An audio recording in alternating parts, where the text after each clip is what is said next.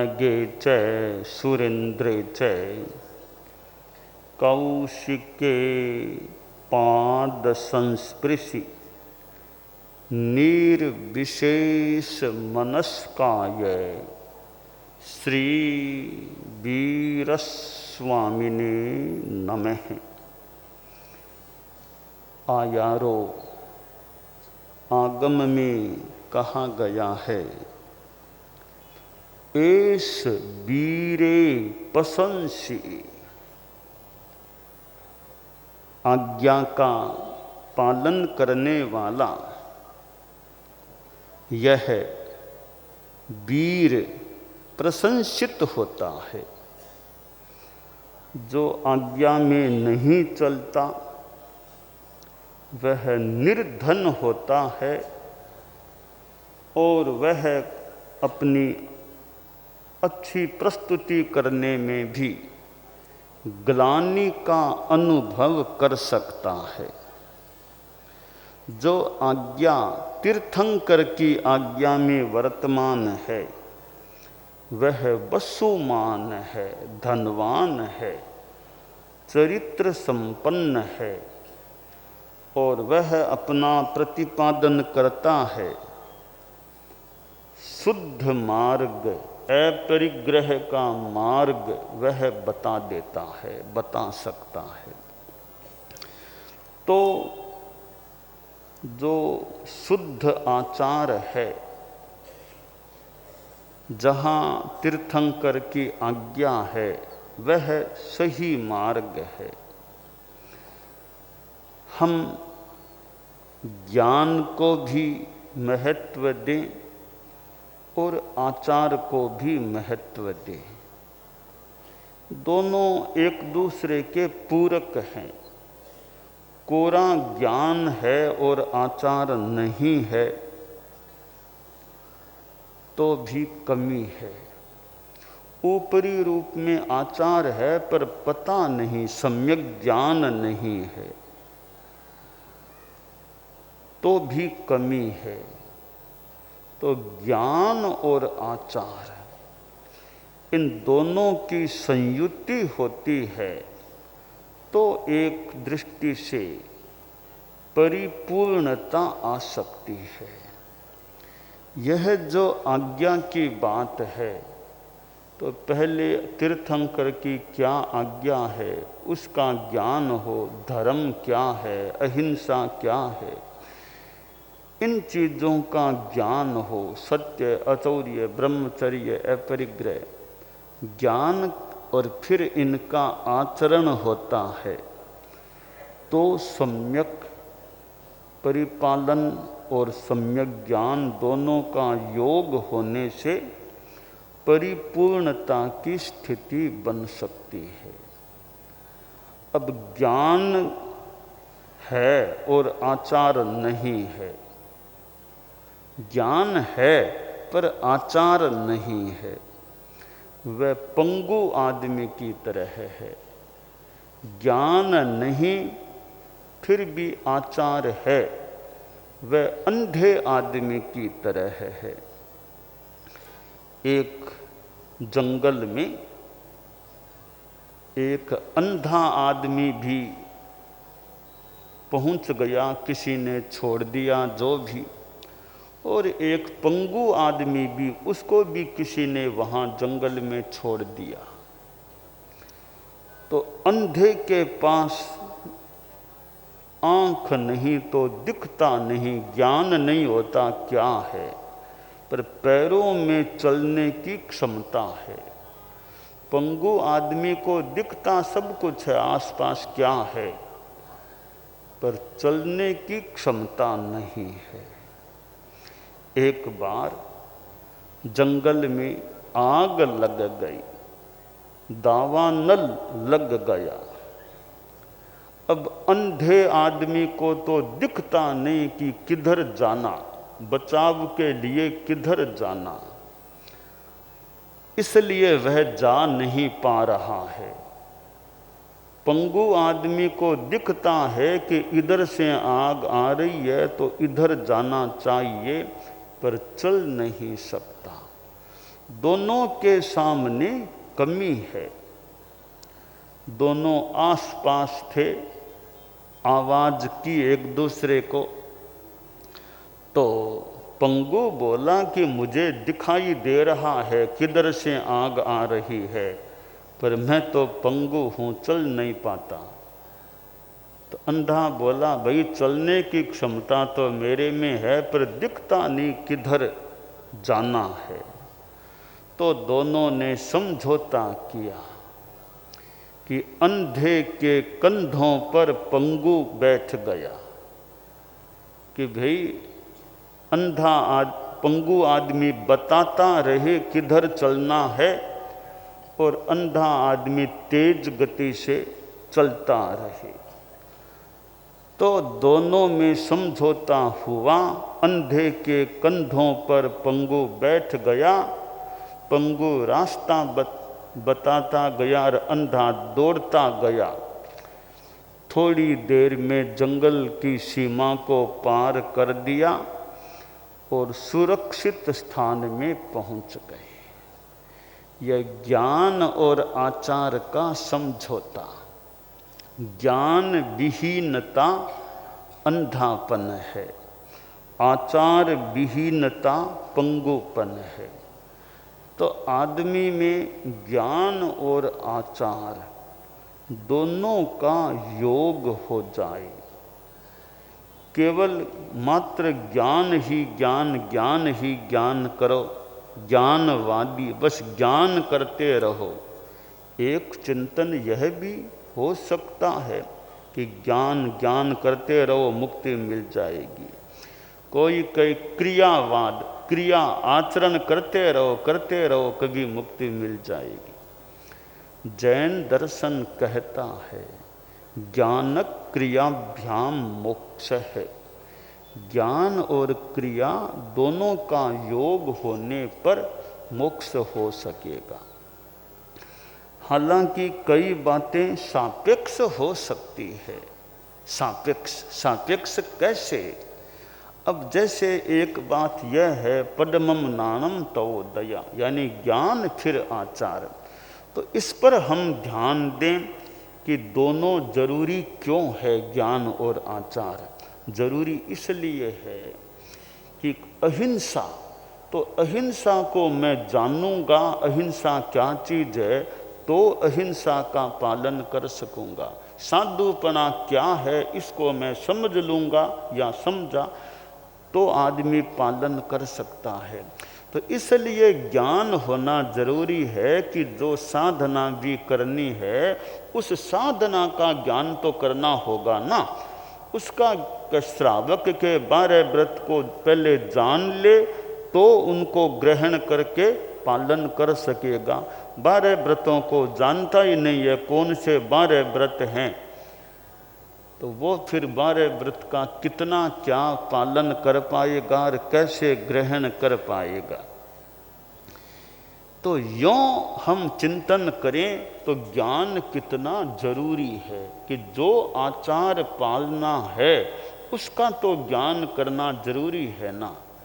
कि जाना सूरत से मुंबई है तो सूरत से मुंबई का रास्ता कौन सा, यह तो जानना पड़ेगा ना, वरना कैसे अल्टप्पू अंदाज में कहाँ जा पाओगे। तो जिधर जाना है उसके रास्ते की जानकारी चाहिए। वो एक ग्रामीण आदमी स्टेशन मास्टर जो व्यवस्था करने वाला उसके पास गया कि टिकट दो, ट्रेन की टिकट दो। उसने पूछा भैया कहाँ की टिकट दूं? कि मेरे ससुराल की टिकट दे दो। कि ससुराल है कहाँ, यह तो मुझे पता नहीं है। तो वो टिकट कहाँ की देगा? तो पता तो होना कि कहाँ जाना है और फिर कैसे। हालांकि ट्रेन तो भले ले जाएगी, गांव का पता है तो मान लो ट्रेन तो ले जाए, पर खुद को गांव का तो पता चाहिए ना, कौन से गांव जाना है। इसलिए यह कितनी स्पष्ट बात है कि ज्ञान और क्रिया, पता तो है सूरत से मुंबई का रास्ता कौन सा है, तो चलता नहीं है नहीं चलता है तो मुंबई कैसे पहुंचेगा। इसलिए ज्ञान और क्रिया दोनों जरूरी होते हैं, तब कार्य की निष्पत्ति हो सकती है। तो यह कितनी स्पष्ट बात है कि ज्ञान और क्रिया दोनों का होना जरूरी है। अब जहाँ हम यह कहें ज्ञान दर्शन चारित्र, तो तीनों जरूरी हैं। तीनों जरूरी कैसे है, हम इस पर भी मैं कुछ बताना चाहूँगा कि आदमी ने जान लिया कि यह मोक्ष होता है, सर्व दुख मुक्ति होती है, आठों कर्मों का नाश होने से मोक्ष मिलता है। मोक्ष को जान लिया, किताब में पढ़ लिया, किसी प्रशिक्षक से समझ लिया कि मोक्ष क्या है। अगर मोक्ष की साधना क्या, तब यह साधना करनी है। तो मोक्ष जान लिया, साधना जान ली, यह ज्ञान तो हो गया। अब दर्शन, उसके प्रति आकर्षण, रुचि वो है या नहीं। कहना मेरी कोई रुचि नहीं है मोक्ष में, मोक्ष में कोई रुचि नहीं, मुझे तो न साधना करनी मोक्ष की। जान तो लिया मोक्ष क्या रे, उसकी साधना क्या, तो रुचि नहीं, आकर्षण नहीं। अब तो वो बिना रुचि के वो आचरण भी नहीं कर पा रहा है। तो जिसकी रुचि हो गई, आकर्षण हो गया, वो फिर उसका आचरण भी कर सकता है। इसलिए ज्ञान और साथ में दर्शन भी जरूरी है। रुचि, आकर्षण, आस्था हो जाएगी तो आदमी वैसा आचरण भी कर सकेगा। इसलिए ज्ञान दर्शन चारित्र तीनों जरूरी है। अब जहाँ चार चीजें हैं, ज्ञान दर्शन चारित्र तप, चारों जरूरी कैसे है, तो तीन तो हो ही गए जरूरी, ज्ञान दर्शन चारित्र। अब जहाँ चारित्र में तो केवल संबर हो गया, पीछे बंधे हुए कर्म हैं, उनको काटना है। उनको काटने के लिए साथ में तपस्या चाहिए। कि कमरे में कचरा है तो कमरे के दरवाजे बंद कर दिए, ठीक है, नया कचरा तो नहीं आएगा, मान लें नया कचरा नहीं आएगा, पुराना कचरा है उसको निकाले बिना कमरा साफ कैसे होगा, तो निकालना भी तो पड़ेगा। वो निकालने का काम तपस्या का है। इसलिए ज्ञान भी जरूरी है, दर्शन भी जरूरी है, चारित्र भी जरूरी है और तप भी जरूरी हो जाता है। चारों जरूरी हो जाते हैं। ये कितनी हाथ में आमलक की तरह स्पष्ट बात लग रही है कि ज्ञान भी जरूरी है, क्रिया भी जरूरी है, इधर दर्शन भी जरूरी है, चारित्र जरूरी है, तप भी जरूरी है। यह एक मैंने जैनिज्म की बात है वो बता दी। अब मैं दूसरी बात बताऊं। कोई कहे बस कोरा ज्ञान करते रहो, ज्ञान करते रहो, करते रहो, अपने आप कल्याण हो जाएगा। इस बात का मतलब यह निकालें हम कि भी न्यूनतम तो ज्ञान दर्शन चारित्र तब चारों चाहिए, ठीक है। अब कोई एक रास्ता पकड़ लो। अब कोई साधु है वो स्वाध्याय रुचि है, बस वो ज़्यादा शास्त्रों को पढ़ना पढ़ाना, इसी में 24 घंटों में खाना पीना सोना आदि आदि को छोड़ के उसका ज़्यादा समय पढ़ने पढ़ाने में ही लगता है। न वो कोई गोचरी जाना उस पर काम है, न पानी लाना उस पर काम है, बस पढ़ना पढ़ाना शास्त्रों का शोध इसी में। तो वो एक तरह से ज्ञानवादी हो गया, स्वाध्यायवादी, यानी स्वाध्याय में उसका ज़्यादा समय।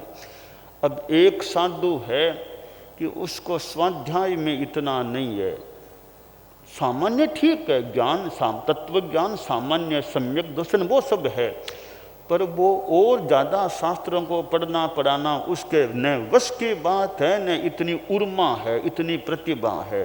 तो वो सेवा करता है, वो वृद्ध की ग्लान की बड़ों की सेवा कितनी करा लो, गोचरी मंगवा लो, पानी मंगवा लो, दवाई मंगवा लो और काम ठिकाने का काम करा लो।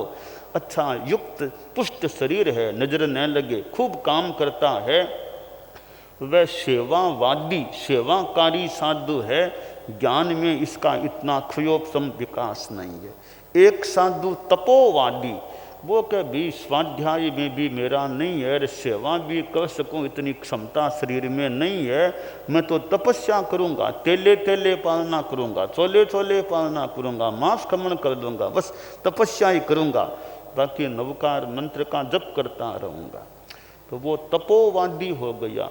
तो अब वो ज्ञानवादी का मतलब यह समझे, यह नहीं कि आचार पालना ही नहीं, मूल आचार तो पालो, बाकी ज़्यादा समय तुम्हारा ज्ञान में लगाओ। कोई ज़्यादा समय सेवा में लगाता है, कोई ज़्यादा समय तपस्या में जप में लगाता है। यूँ कोई ज्ञानवादी है, कोई तपोवादी है, कोई सेवावादी है, तो यह बात भी ठीक है। कोई एक रास्ता पकड़ लिया निर्जरा का, वो काम करूँगा। तो ये जो सिद्धांत हैं, ज्ञान क्रियाभ्याम मोक्ष, सम्यक दर्शन ज्ञान चारित्राणि मोक्ष मार्ग है, नानम च दंसनम च वै चरितम च तवोतः एस मग्गोत्तिपन्नत्तो जने हिंग वर दंसी हिम। ये सारी बातें हमें हस्तामलक की तरह है, मुझे तो स्पष्ट ठीक बैठ रही है। अब दूसरी जो बातें हैं कि ज्ञानवाद, ज्ञान से मोक्ष हो जाएगा, तो वो मतलब निर्जरा का प्रधान रास्ता ज्ञान का अपना ले, निर्जरा का प्रधान रास्ता तपस्या का अपना ले, निर्जरा का प्रधान रास्ता कोई सेवा का अपना ले। पंचसूत्र में भी ऐसी बातें आती है, कोई स्वाध्याय रुचि है, कोई किसी रुचि, ऐसी बात। पंचसूत्रम जो गुरुदेव तुलसी के नाम से संस्कृत का ग्रंथ है, उनमें भी ये बातें आती है कि कोई किसी रुचि वाला, कोई किसी रुचि वाला साधु, स्वाध्याय रुचि रेख है, कोई स्वाध्याय। तो ये दोनों जो मत हैं कि ज्ञान क्रियाभ्याम मोक्ष है, वो ठीक है कि कोई ज्ञान ही ज्ञान, तो ज्ञान न्यूनतम तो क्रिया, मूल तो क्रिया है ही है, बाद में एक रास्ता। जैसे इस बात को और स्पष्ट करने का प्रयास करूं कि कोई एक तो है स्पेशलाइजेशन, एक सामान्य ज्ञान। किसी लड़के को डॉक्टर बनना है, ठीक है, डॉक्टरी करना है, तो 5वीं 6वीं 7वीं तो पढ़नी पड़ेगी ना, डॉक्टरी की बात बाद में आएगी। अंदाज मान लो 10वीं 12वीं, यहाँ तक तो नॉर्मल ज्ञान सभी को करना पड़ेगा ना। इतना हो गया, अब एक रास्ता ले लो, तुम्हें डॉक्टरी में जाना, तुम्हें वकालत में जाना, तुम्हें इंजीनियरिंग में जाना, तुम्हें किस में जाना, ये अलग अलग रास्ते बाद में फंट जाएंगे।